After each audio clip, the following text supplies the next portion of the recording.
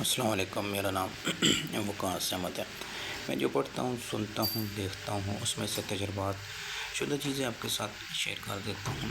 آج بات کریں کہ بائک ڈبل اسٹینڈ کس طرح نقصان دیتا ہے۔